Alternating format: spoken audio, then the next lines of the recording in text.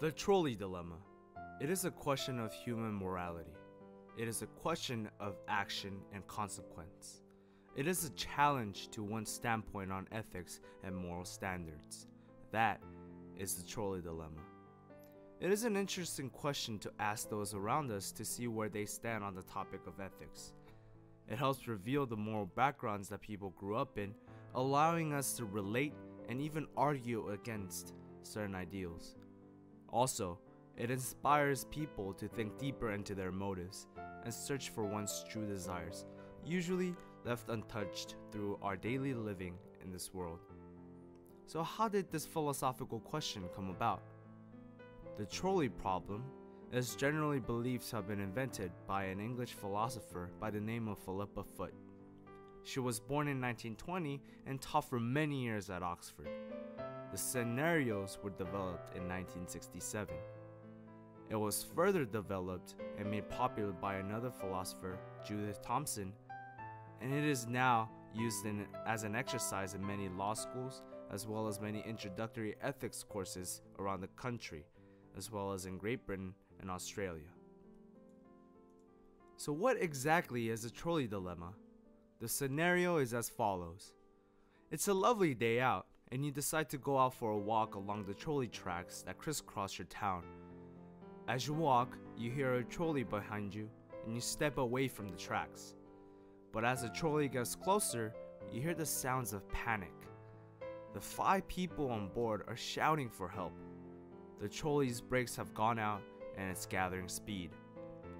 You find that you just happen to be standing next to a sidetrack that veers into a sandpit, potentially providing safety for the trolley's 5 passengers. All you have to do is pull a hand lever to switch the tracks, and you'll save 5 people. Sounds easy, right? But there's a problem. Along this offshoot of track leading to the sandpit stands a man who is totally unaware of the trolley's problem and the action that you're considering. There's no time to warn him, so by pulling the lever and guiding the trolley to safety, you'll save 5 passengers, but you'll kill the man. What do you do? Now consider another but similar dilemma.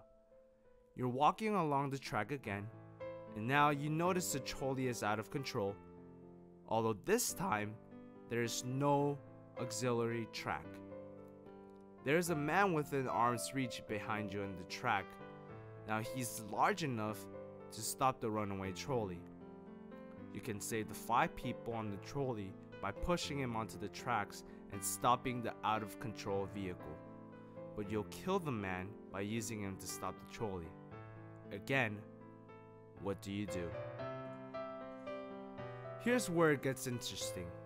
Most people, almost without exception, say that they flip the switch, killing 1 person instead of 5.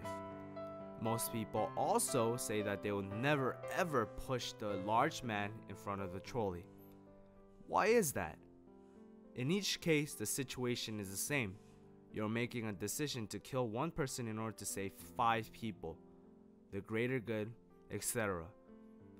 But something really bothers people about pushing the large man in front of the trolley, and here I would have to agree with most of the people. Something about it really bothers.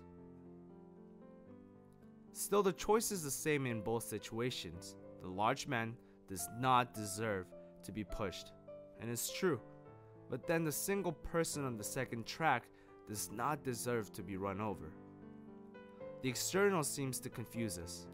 Or maybe we don't like talking so much about agency and responsibility for the death of the large man. There are many possible conclusions. Externals are confusing, that's one.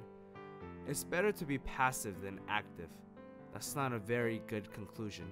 Though by not pushing the large man, that's what we're doing, passively letting others die. Murder is never justified. That's another conclusion. Though you're technically murdering 1 man if you choose to throw the switch, the ends never justify the means. Though again, you're responsible for a bad ending no matter what you do here. All you can do is lessen the number of people who get killed. None of these conclusions are very good.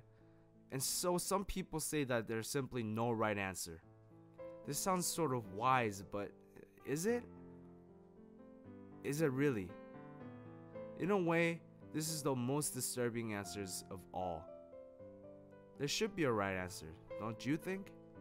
Just throwing up our hands and walking away and letting the trolley take its course, that's the equivalent of saying, well, there's no right answer, so yeah, it's hopeless, I'm not gonna do anything. But that can't be the right answer either. Or is it? I don't know. Hard to say, with so little time and the wheels of the trolley bearing down on us all. These two dilemmas constitute the whole idea of the trolley problem. As you guys can see, the grand problem within the dilemma is whether or not to save one person or save the group of people. However, it imposes trivial examinations into one's moral standards. Each decision in its own standard holds a moral justice and will correspond to different branches of ethics. What you choose to do is a deciding factor in how many people are saved and what moral code you live by.